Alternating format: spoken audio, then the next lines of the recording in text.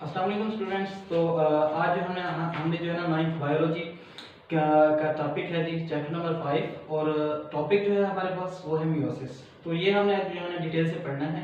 तो पिछले जो है ना लेक्चर में हमने पढ़ा था माइटोसिस, तो आज हम पढ़ रहे हैं मियोसिस।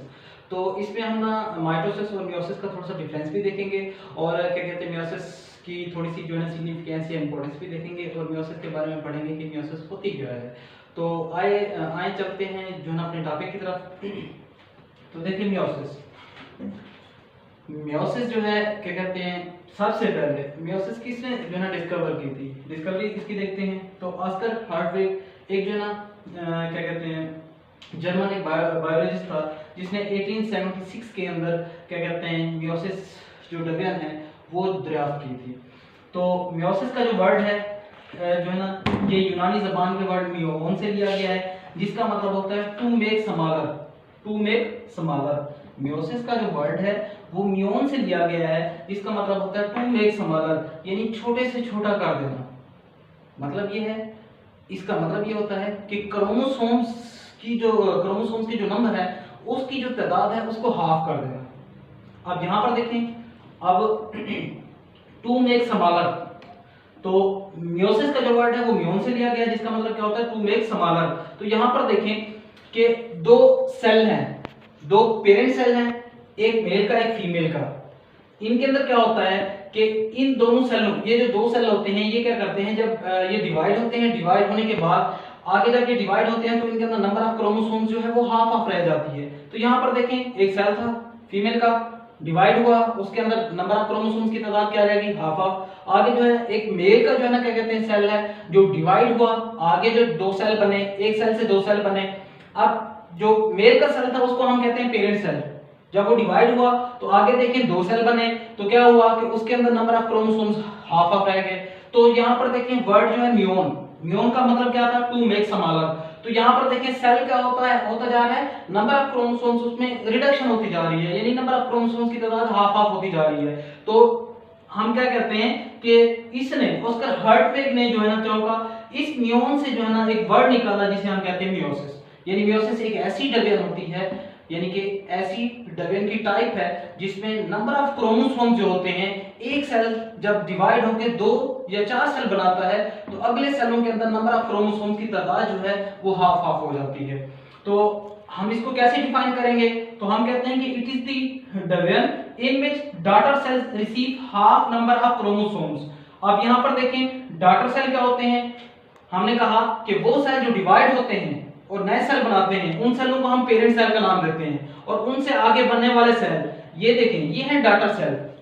पेरेंट सेल से डॉटर सेल बने हुए हैं तो इनके अंदर नंबर ऑफ क्रोमोसोम्स क्या है, हाफ है। हमने क्या क्या कहा कि it is the division in which daughter cell receive half number of chromosomes. तो ये डॉटर सेल है जो क्या करते हैं half number of chromosomes receive करते हैं पेरेंट सेलों से। तो एक ऐसी डिवीजन जिसमें क्या होता है कि एक सेल डिवाइड होके क्या करता है, जब वो डिवीजन करता है तो आगे वाले जो जितने भी यानी सेल बनते हैं, दो बनते हैं, चार बनते हैं, तो उनमें क्रोमोसोम्स की तादाद जो है वो क्या होती है, कम होके रेड्यूस होके वो हाफ रह जाती है। तो यहाँ पर आप गौर करें, ये पेरेंट सेल थे, ये डिवाइड हुए जाइगोट बनाने के लिए, ठीक है। जब ये डिवाइड होते हैं तो ये गेमेट्स बनाते हैं, गेमेट्स जब मिलते हैं तो आगे जाइगोट बनता है। अच्छा, अब यहाँ पर देखें तो इस मियोसिस से हमें क्या पता चलता है, ये एक ऐसी डिवीजन है जिसमें नंबर ऑफ क्रोमोसोम्स यानी कि उनकी तादाद हाफ हो जाती है। अब यहाँ पर देखें नंबर ऑफ क्रोमोसोम्स हाफ हुए पेरेंट सेल के, तो इनको हमने कहा डॉटर सेल है। जब ये डॉटर सेल आगे मिलते हैं तो आगे जाइगोट बनता है, यानी एक न्यू बेबी बनता है, और उससे ही ऑर्गेनिज्म की जो है ना इब्तिदा होती है। तो मियोसिस जो होती है नया जानदार बनाने के लिए जो है ना क्या कहते हैं पेरेंट के सेल जो होते हैं मेल और फीमेल के आपस में क्या होते हैं वो डिवाइड होते हैं डिवीजन से, क्या कहते हैं जब वो दो सेल हाफ ऑफ नंबर वाले क्रोमोसोम्स रखने वाले सेल जब आपस में मिलते हैं तो उसके नतीजे में जाइगोट बनता है। तो आप यहाँ पर इसकी मियोसिस की इस डिवीजन की अहमियत देखें कि क्या होता है, इसमें गेमेट्स बनते हैं, गेमेट्स के मिलाप से जाइगोट बनता है, और जाइगोट से जो है ना आगे नया जानदार वकूअ पजीर होता है। तो ये हो गया, और उसके नतीजे में जब ये क्या कहते हैं जब ये गेमेट्स आपस में मिलते हैं, हाफ इधर से क्रोमोसोम्स हाफ उधर से, हाफ फीमेल से। अब यहाँ पर देखें ये जो है ना डिप्लॉइड, ये डिप्लॉइड जो है ना सेल है मेल और फीमेल के डिप्लॉइड, जिनको हम 2n से जाहिर करते हैं, जिनको हम लिखते हैं 2n। मतलब इसमें फुल क्रोमोसोम्स, मुकम्मल कंप्लीट सेट है क्रोमोसोम्स का। जबकि ये आगे जो बने हुए हैं ये हैप्लॉइड हैं। अब ये हैप्लॉइड क्यों है? क्योंकि इसके अंदर नंबर ऑफ क्रोमोसोम्स की तादाद क्या रह गई है? हाफ हाफ रह गई है। डिप्लॉइड सेल डिवाइड होके हैप्लॉइड सेल बनाते हैं। हैप्लॉइड सेलों के अंदर क्रोमोसोम्स की तादाद क्या होती है? Number of chromosomes half half होते हैं। और अब इनको हम क्या कहते हैं? इस हालत में गैमेट्स कहते हैं। ये गैमेट्स जब आपस में मिलते हैं तो क्या बनता है? जाइगोट बनाता है। अब यहाँ पर देखें 23 वाला एक सेल यहाँ से आता है, 23 वाला यहाँ से, जब आपस में ये कंबाइन होते हैं तो क्या बनते हैं? न्यू ऑर्गेनिज्म बनते हैं। और याद रखें जब ये मेल और फीमेल के क्रोमोसोम्स आपस में मिलते हैं तो क्या होता है कि जैसे ही डिफरेंट क्रोमोसोम्स आपस में मिलते हैं तो क्या होता है? वेरिएशन आती है। वेरिएशन क्या होती है? मुख्तलिफ किस्म की तब्दीलियां, यानी कि उसमें कलर भी आ सकता है, वेट हो गया, साइज हो गया। तो मियोसिस के नतीजे में एक तो ये होता है नया जानवर बनता है और वेरिएशन होती है, यानी कि इन्वायरमेंट को बियर करने के लिए इन्वायरमेंट जैसा हो, ठीक है, उस लिहाज से जो है ना वेरिएशन आती है। और वो वेरिएशन जो होती है, वो तब्दीलियां जो होती हैं, वो क्या कहते हैं? मियोसिस की वजह से आती हैं। अब हम देखते हैं मियोसिस की टाइप्स कितनी हैं। मियोसिस की जो है ना, मियोसिस की दो टाइप्स होती हैं, meiosis first and meiosis second. Meiosis first और मियोसिस सेकंड। अब मियोसिस फर्स्ट और मियोसिस सेकंड को यानी कि ये दो नाम क्यों दिए गए हैं, ठीक है, तो इन दोनों में थोड़ा सा डिफरेंस होता है। जो मियोसिस फर्स्ट है उसको कहते हैं रिडक्शन डर्गन, उसको कहते हैं रिडक्शन डर्गन। रिडक्शन कैसे कि मियोसिस फर्स्ट में ये होता है कि एक सेल, एक पेरेंट सेल, चाहे वो मेल का हो चाहे फीमेल का हो, जब वो डिवाइड होता है तो उससे आगे बनने वाले जो दो सेल होते हैं उनमें नंबर ऑफ क्रोमोसोम्स की तादाद हाफ हाफ रह जाती है। इसी तरह अब ये जो दो सेल बन गए हैं जिनमें नंबर ऑफ क्रोमोसोम्स की तादाद हाफ है, तो इसके बाद शुरू होती है जी मियोसिस सेकंड। मियोसिस सेकंड बिल्कुल जो है माइटोसिस की तरह होती है। इसमें क्या होता है? यहाँ पर देखिए मियोसिस फर्स्ट में ये हुआ कि एक सेल डिवाइड हुआ, नंबर ऑफ क्रोमोसोम्स की तादाद हाफ हाफ रह गई। जबकि जब ये सेल दो जो बने हुए हैं, जब ये डिवाइड होते हैं और चार सेल बनाते हैं, तो आगे वाले जितने भी क्या कहते हैं सेल बनते हैं उनमें क्रोमोसोम की तादाद उतनी ही रहती है। अब यहाँ पर देखें इस सेल से यहाँ तक ये है मियोसिस फर्स्ट। अब ये आगे जब डिवाइड होते हैं तो नंबर ऑफ क्रोमोसोम्स की तादाद उतनी ही रहती है जितना इन सेलों में है। तो इसलिए ये वाली जो टाइप है, यहाँ से जो आगे डवियन है, ये कहलाती है मियोसिस सेकंड। और ये बिल्कुल माइटोसिस की तरह है। माइटोसिस में क्या था? नंबर ऑफ क्रोमोसोम की तादाद रिड्यूस नहीं होती, यानी कि वही रहती है। तो क्या होता है? मियोसिस फर्स्ट में क्रोमोसोम्स की तादाद हाफ हाफ रह जाती है, जबकि मियोसिस सेकंड के अंदर क्रोमोसोम्स की तादाद चेंज नहीं होती। इसलिए मियोसिस सेकंड जो है वो बिल्कुल क्या होती है? माइटोसिस टाइप है। तो आगे हम जो है ना क्या कहते हैं, आगे हम इसके जो है ना मियोसिस फर्स्ट के, सबसे पहले मियोसिस फर्स्ट के फेजेस पढ़ते हैं, उसके बाद जो है ना हम मियोसिस सेकंड को जो है ना पढ़ेंगे। अब हम क्या कहते हैं मियोसिस, पहले सबसे पहले हम मियोसिस फर्स्ट को देखते हैं। मियोसिस फर्स्ट का हमने ये कहा मियोसिस फर्स्ट कि मियोसिस फर्स्ट जो होती है ये रिडक्शन डवियन होती है, जिसमें क्या होता है? नंबर ऑफ क्रोमोसोम्स की तादाद, जब एक पेरेंट सेल जो है ना डिवाइड होकर आगे दो सेल बनाता है तो क्या होता है? उसमें नंबर ऑफ क्रोमोसोम्स की तादाद हाफ हाफ रह जाती है, यानी क्रोमोसोम्स की तादाद रिड्यूस हो जाती है, कम हो जाती है आगे वाले सेलों में, यानी डॉटर सेल के अंदर। तो यहाँ पर देखें मियोसिस फर्स्ट के जो है ना आगे कौन कौन से मराइल हैं, मियोसिस के जो है ना फेजेस देखते हैं वो कौन कौन से हैं। तो सबसे पहले जो है ना मियोसिस फर्स्ट का जो फर्स्ट फेज है वो है prophase 1, metaphase 1, anaphase 1 and telophase. यानी इसके मियोसिस फर्स्ट के चार फेजेस होते हैं, जिसको हम जो है ना डिवाइड करते हैं प्रोफेज 1 के अंदर, मेटाफेज 1 के अंदर, एनाफेज 1 के अंदर एंड टीलोफेज के अंदर। उसके बाद देखें मियोसिस फर्स्ट के अंदर भी जब एक सेल दो सेलों में यानी कि डिवाइड होता है तो उसके अंदर जो है ना क्या कहते हैं, सबसे पहले जो है ना मियोसिस फर्स्ट के अंदर सेल का न्यूक्लियस डिवाइड होता है, न्यूक्लियस के बाद जो है ना उसका साइटोप्लाज्म यानी डिवाइड होता है। तो यहाँ पर देखें सबसे पहले जो डवियन है मियोसिस फर्स्ट के अंदर सेल की, वो है न्यूक्लियस की डवियन, जिसको हम कहते हैं कैरियोकाइनेसिस। कैरियो का मतलब न्यूक्लियस और काइनेसिस कहते हैं डवियन को। तो न्यूक्लियस की डवियन होगी पहले एक सेल के अंदर, जैसे फर्स्ट है ये हमारे पास एक सेल है, तो इसमें क्या होगा? तो इसका सबसे पहले ये जो इसका न्यूक्लियस है ये डिवाइड होगा, न्यूक्लियस की तकसीम को हम कैरियोकाइनेसिस कहते हैं। और इसी तरह बाद में जो इसका ये साइटोप्लाज्म है तो इसकी पहले न्यूक्लियस डिवाइड होगा, न्यूक्लियस डिवाइड होने के बाद जो है ना क्या कहते हैं दो सेल बनेंगे और दरमियान में जो है ना एक लेयर सी बन जाएगी जो क्या करेगी? साइटोप्लाज्म को भी तकसीम कर देगी। सबसे पहले मियोसिस फर्स्ट के अंदर एक सेल जब डिवाइड होता है तो उसमें कैरियोकाइनेसिस यानी न्यूक्लियस की तकसीम होती है और बाद में क्या होता है? उसका साइटोप्लाज्म, उस सेल का साइटोप्लाज्म तकसीम होता है, जिसे हम कहते हैं साइटोकाइनेसिस। तो उसके बाद यानी कैरियोकाइनेसिस के अंदर ये सारे मराहिल आते हैं टीलोफेज तक, फिर उसके बाद इंटरकाइनेसिस आएगा, इंटरकाइनेसिस के बाद जो है ना क्या कहते हैं फिर जो है टीलोफेज के बाद जो है ना क्या कहते हैं साइटोकाइनेसिस होगी और एक सेल दो सेल में डिवाइड हो जाएगा। तो सबसे पहले हम देखते हैं कैरियोकाइनेसिस। तो कैरियोकिनेसिस का जो फर्स्ट फेज है, पहला मरहला है, वो है जी प्रोफेज 1, वो है प्रोफेज 1। तो प्रोफेज 1 के अंदर क्या कहते हैं, सेल के अंदर सबसे पहले क्या होता है कि सेल अपने आप को प्रिपेयर करता है, यानी कि डिवीजन के लिए, यानी चाहे मेल का हो चाहे फीमेल का हो, क्या करता है अपने आप को डिवीजन के लिए जो है ना वो प्रिपेयर करता है। तो उसमें क्या क्या तब्दीलियां आती हैं, तो कौन कौन से उसके अंदर, यानी प्रोफेज 1 के अंदर कौन कौन सी जो है तब्दीलियां आती हैं, कौन कौन से फेजेस हैं। सबसे पहले देखें लैप्टोटीन। लैप्टोटीन प्रोफेज 1 का जो है ना पहला फेज होता है, जिसमें क्या होता है होमोलोगस क्रोमोसोम जो हैं वो क्लोज टू ईच अदर, जो न्यूक्लियस के अंदर क्रोमोसोम्स पड़े हैं वो क्या करते हैं कि कंडेंस हो जाते हैं, एक दूसरे के बिल्कुल क्लोज आ जाते हैं। पहले वो क्या होते हैं, यानी क्रोमेटन की फॉर्म में होते हैं, जब वो करीब आते हैं, ठीक है, वो थोड़े से मोटे हो जाते हैं और बिल्कुल धागानुमा थ्रेड लाइक स्ट्रक्चर की फॉर्म में जो है ना वो हमें दिखाई देने लग जाते हैं। अब यहाँ पर देखें तो क्रोमोसोम्स कंडेंस हुए, यानी थ्रेड लाइक स्ट्रक्चर में आए, तो ये क्या थे। अब यहाँ पर देखें ये सारे के सारे होमोलोगस क्रोमोसोम्स है। होमोलोगस यानी कि हम कहते हैं वैसे आम जबान में एक जैसे, तो एक जैसे क्रोमोसोम्स क्या करते हैं कि एक दूसरे के करीब आते हैं। प्रोफेज फर्स्ट के अंदर क्या होता है कि क्रोमोसोम्स कंडेंस होते हैं, एक दूसरे के करीब आते हैं। अब क्या होता है जैसे ही वो करीब आते हैं तो अब प्रोफेज फर्स्ट का सेकंड फेज जो है शुरू हो जाता है, जिसे कहते हैं ज़ाइगोटीन। जैसे ही होमोलोगस क्रोमोसोम्स क्या करते हैं एक दूसरे के करीब आते हैं। अब यहाँ पर गौर कीजिएगा कि प्रोफेज 1 के अंदर जिस तरह माइटोसिस के प्रोफेज के अंदर ये हुआ था कि ये न्यूक्लियर इन्वेल्प थी वो बिल्कुल खत्म हो गई थी, लेकिन इसमें मेयोसिस के अंदर, मेयोसिस फर्स्ट के अंदर, प्रोफेज 1 के अंदर ऐसा कुछ भी नहीं होता, न्यूक्लियर इन्वेल्प खत्म नहीं होती। ये न्यूक्लियर इन्वेल्प जो है मेटाफेज फर्स्ट के जो है ना मेटाफेज फर्स्ट के अंदर जाके खत्म होती है। इसमें ये होता है प्रोफेज 1 के अंदर न्यूक्लियर इन्वेल्प खत्म नहीं होती, क्रोमोसोम्स एक दूसरे के क्या आ जाते हैं पहले मरहले में, प्रोफेज फर्स्ट के पहले कंडेंस होते हैं क्रोमोसोम्स, एक दूसरे के करीब आते हैं, इनको हम कहते हैं होमोलोगस क्रोमोसोम्स। ये क्या करते हैं जैसे ही एक दूसरे के करीब आते हैं। अब दूसरा मरहला यहाँ पर देखें, अब ये जो क्रोमोसोम्स हैं इनको हम बाइवैलेंट भी बोल सकते हैं। बाइवैलेंट क्यों, क्योंकि क्रोमोसोम जैसे ही एक दूसरे के करीब आते हैं तो वो इस तरह जुड़े हुए होते हैं, तो क्या होता है उनके 4 पार्ट्स होते हैं जिनको हम टेट्राड्स भी बोलते हैं। तो अब यहाँ पर देखें क्रोमोसोम्स को मैं बनाऊं तो ये जैसे ये क्रोमोसोम्स बना हुआ है, ठीक है, ये वाला क्रोमोसोम्स बनाया तो ये बाइवैलेंट है, यानी एक नहीं 2 क्रोमोसोम्स आपस में जुड़े हुए हैं, एक ही सेंट्रोमियर से 2 क्रोमोसोम जुड़े हुए हैं जिनके पार्ट्स कितने हैं 4 की वजह से इनको हम टेट्राड्स बोलते हैं। जबकि चूंकि ये 2 क्रोमोसोम्स हैं इसलिए हम इनको बाइवैलेंट बोलते हैं। बाइवैलेंट जो है ना, बाई का वर्ड जो है ना यूनानी जबान का, जिसका मतलब क्या होता है 2 क्रोमोसोम चूंकि यहाँ पर जुड़े हुए हैं। अब क्या होता है प्रोफेज फर्स्ट के अंदर पहला मरहला ये है कि लैप्टोटीन होती है। लैप्टोटीन फेज में क्या होता है homologous chromosomes close to each other, एक दूसरे के करीब आ जाते हैं।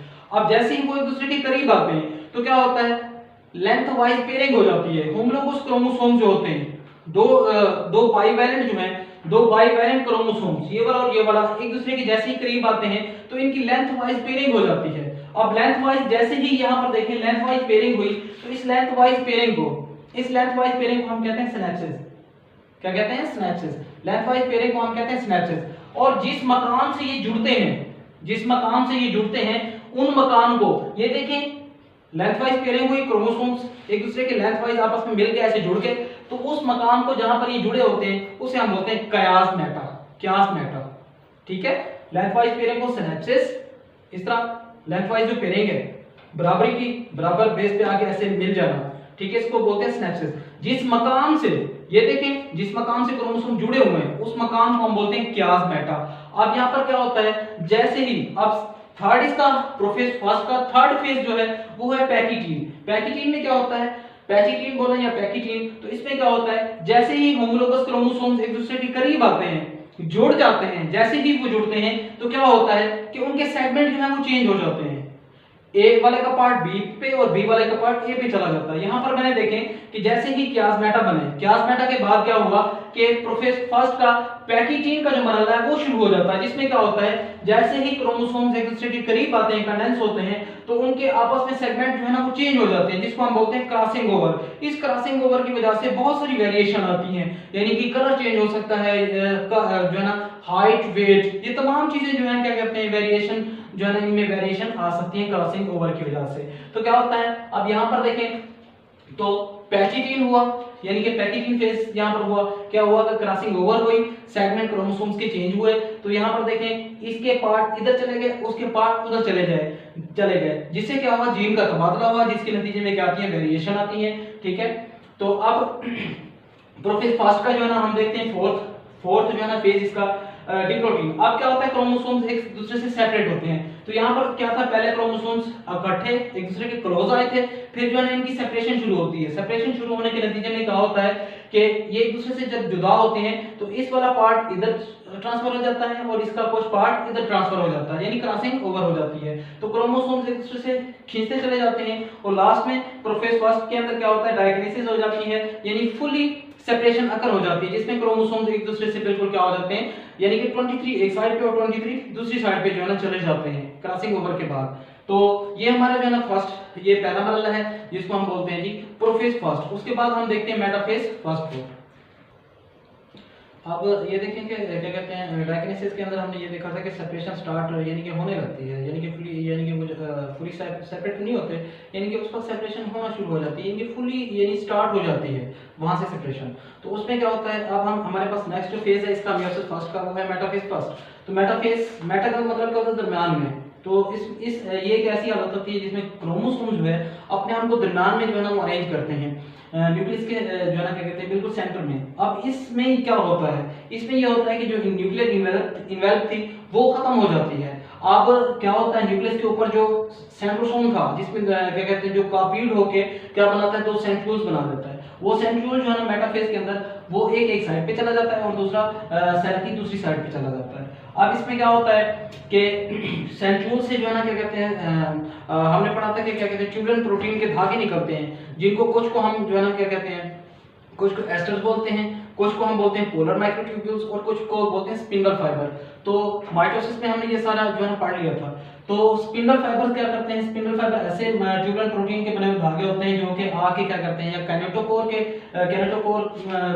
जो ना वो आके ट्यूबुलर जो है ना स्पिंडल फाइबर आके क्रोमोसोम से क्या करते हैं, सेंट्रोमियर के ऊपर एक प्रोटीन होते हैं जिसे कैनेटोकोर कहते हैं, वहां से आके स्पिंडल फाइबर जुड़ जाते हैं। अब क्या होता है कि क्रोमोसोम्स इस हालत में मेटाफेज के अंदर यहाँ पर आपने देखा एक तब्दीली कि न्यूक्लियर इन्वेल्प खत्म हुआ, स्पिंडल फाइबर बने और क्या बना कि ये स्पिंडल फाइबर आके क्रोमोसोम से जुड़े।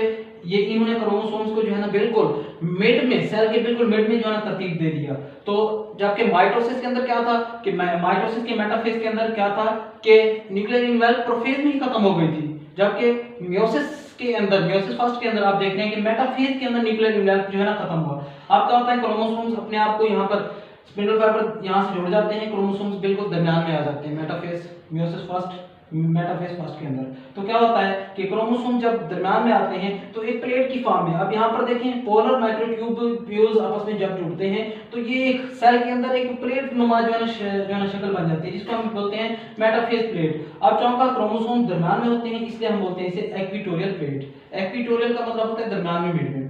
तो क्रोमोसोम्स इस हालत में मेटाफेज में क्या करते हैं, क्रोमोसोम्स अपने आप को मिड में बिल्कुल जो है ना ये अरेंज पाते हैं, बिल्कुल ये दरमियान में आ जाते हैं। अच्छा, उसके बाद सेकंड जो फेज है, थर्ड फेज है, वो है जी थर्ड फेज जो है वो है हमारे पास एनाफेज। एनाफेज में क्या होता है कि क्रोमोसोम्स यहां से मेटाफेज के दौरान तो दरमियान में आए थे, एनाफेज के दरमियान क्रोमोसोम्स क्या करते हैं, अपने अपने पोल की जानिब, यानी ये हाफ क्रोमोसोम्स 23 वाले जो 23 वाले क्रोमोसोम थे वो एक सेंट्रियोल की तरफ चले जाते हैं और 23 वाले एक जो है ना सेंट्रियोल की तरफ चले जाते हैं। इस तरह क्या होता है कि ये खींचना शुरू हो जाते हैं ना फेज के दौरान, यानी अपने अपने सेंट्रियोल की जानिब ये जो क्रोमोसोम्स है खींचना शुरू हो जाते हैं। ये जो स्पिंडल फाइबर है इनको क्या करते हैं, ये अपनी तरफ जो है ना ये वाले इस सेंट्रियोल के जो स्पिंडल फाइबर होंगे वो 23 यानी हाफ क्रोमोसोम्स को इधर खींचेंगे और ये वाला सेंट्रियोल जो है ये 23 क्रोमोसोम्स को अपनी तरफ जो है ना खींचेगा। अब नेक्स्ट जो हमारे पास है जी, नेक्स्ट हमारे पास जो फेज है वो है टेलोफेज। अब लास्ट वाला फेज जो है हमारे पास वो है मियोसिस फर्स्ट का टेलोफेज 1। टेलोफेज 1 में क्या होता है कि क्रोमोसोम जो है अपने अपने पूल पे पहुंच चुके होते हैं। क्या होता है कि हर एक जो क्रोमोसोम्स है 23 एक साइड पे और 23 दूसरी साइड पे, और इनके गिर्द क्या बन जाती है, न्यूक्लियर इन्वेल्प बन जाती है। अब देखें पहले जो सेल था डिप्लॉइड था, हाफ हाफ होते अब क्या हुआ, क्रोमोसोम की तादाद चौका हाफ हाफ रह गई इनमें। अब ये क्या बन चुके हैं, ये हैप्लॉइड क्रोमोसोम्स, ये हैप्लॉइड सेल, दो हैप्लॉइड सेल बन चुके हैं। पहले डिप्लॉइड था 46 डिप्लॉइड क्या होता है? एक ऐसा सेल जिसमें क्रोमोसोम्स के सेट जो है वो कंप्लीट होते हैं, यानी कि जैसे हमने कहा कि ये एक सेल है जिसमें 46 क्रोमोसोम्स है, तो ये डिप्लॉइड था। डिप्लॉइड से क्या बन गए? दो हैप्लॉइड सेल बन गए जिनमें क्रोमोसोम की तादाद क्या रह गई? हाफ ऑफ रह गई। अब यहाँ पर दो हैप्लॉइड सेल बन चुके हैं। अब ये तो था कैरियोकाइनेसिस। कैरियोकाइनेसिस यहाँ पर न्यूक्लियस की तकसीम खत्म हो गई। अब हम देखते हैं साइटोकाइनेसिस को। तो साइटोकाइनेसिस क्या होता है? हमने कहा था साइटोप्लाज्म की तकसीम। कैरियोकाइनेसिस खत्म हो गया जब हैप्लॉइड सेल बन गए। अब थी साइटोप्लाज्म की तकसीम। अब क्या होता है कि साइटोकाइनेसिस में साइटोप्लाज्म अब क्या होता है? एक ब्रेक सी एस्टर से क्या होता है? जो एस्टर्स हमने बनाए थे यहाँ पर सेंट्रियोल्स के बाहर जो धागे थे मतलब ट्यूबुलिन प्रोटीन के बने हुए, तो क्या था कि यहाँ पर एक्टिन या मायोसिन जो प्रोटीन होती है वहां से एस्टर को जो है ना क्या कहते हैं हुक्म दिया जाता है, जिससे क्या होता है कि अंदर वाली प्रोटीन मिलकर जो है ना क्या कहते हैं दरमियान में सेल मेम्ब्रेन बना देती है, जिससे क्या होता है कि ये साइटोप्लाज्म जो है ना तकसीम हो जाता है, जिसको हम कहते हैं साइटोकाइनेसिस।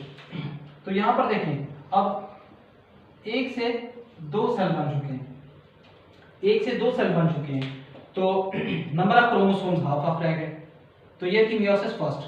अब क्या होता है?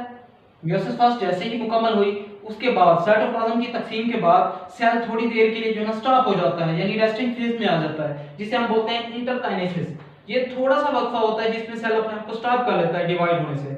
उसके बाद जैसे इंटरकाइनेसिस से सेल निकलता है तो दूसरा जो फेज शुरू हो जाता है मियोसिस का, वो होता है मियोसिस सेकंड। मियोसिस सेकंड बिल्कुल माइटोसिस की तरह है। इसमें क्या होता है कि नंबर ऑफ क्रोमोसोम्स की तादाद उतनी रहती है जितना आगे डॉटर सेल से। अब ये एक पेरेंट सेल था जो डिवाइड हुआ, उसने दो बना दिए, तो जो आगे दो बने हुए सेल हैं इनको हम बोलते हैं कि डॉटर सेल, डॉटर सेल्स। अब ये जो डॉटर सेल्स होते हैं, ये जो पेरेंट सेल था ये 2n था यानी डिप्लॉइड था। अब ये जो डॉटर सेल बने हैं ये हैप्लॉइड हैं, इनको हम 1n भी लिख सकते हैं या जस्ट n भी लिख सकते हैं, क्योंकि ये हैप्लॉइड हैं, यानी कि नंबर ऑफ क्रोमोसोम्स की तादाद हाफ है, जबकि पहले वाले में पूरी थी। ठीक है, तो अब ये जो डॉटर सेल बने हैं इसके बाद इंटरकाइनेसिस यानी स्टार्टिंग फेज के बाद मियोसिस सेकंड शुरू हो जाती है। मियोसिस सेकंड में आप देखें कि इसमें क्या होता है, मियोसिस सेकंड के अंदर, मियोसिस सेकंड के भी वही फेज हैं, उसमें क्या होता है प्रोफेज, मियोसिस सेकंड के अंदर prophase second, metaphase second, anaphase second और टेलोफेज सेकंड। लेकिन क्या होता है कि क्रोमोसोम्स की तादाद आगे जो डॉटर सेल से आगे जो डॉटर सेल बनते हैं उनमें नंबर ऑफ क्रोमोसोम्स की तादाद वही रहती है, चेंज नहीं होती। यहां पर देखिए मियोसिस सेकंड शुरू हुई तो एक सेल से दो सेल बने, लेकिन नंबर ऑफ क्रोमोसोम्स की तादाद उतनी है जितनी पहले वाले डॉटर सेल में थी। इसको अब हम इस सेल को इनका पेरेंट सेल बोलेंगे, डॉटर सेल नहीं बोलेंगे। ठीक है, तो यहाँ पर देखें 23 थी, आगे इसमें मियोसिस सेकंड हुई तो आगे जो दो सेल बने, ठीक है, इन्हीं दो सेलों से चार सेल जो बने, आगे नंबर ऑफ क्रोमोसोम्स की तादाद उतनी ही रही, चेंज नहीं हुई, रिड्यूस नहीं हुई। तो मियोसिस सेकंड जो होती है वो बिल्कुल क्या होती है, माइटोसिस टाइप होती है, वो ऑलरेडी हम पढ़ चुके हैं। तो उसमें मियोसिस सेकंड के अंदर क्या होता है, prophase second, metaphase second, anaphase second और टेलोफेज सेकंड। ठीक है, तो आज का हमारा ये जो टॉपिक था यहाँ पर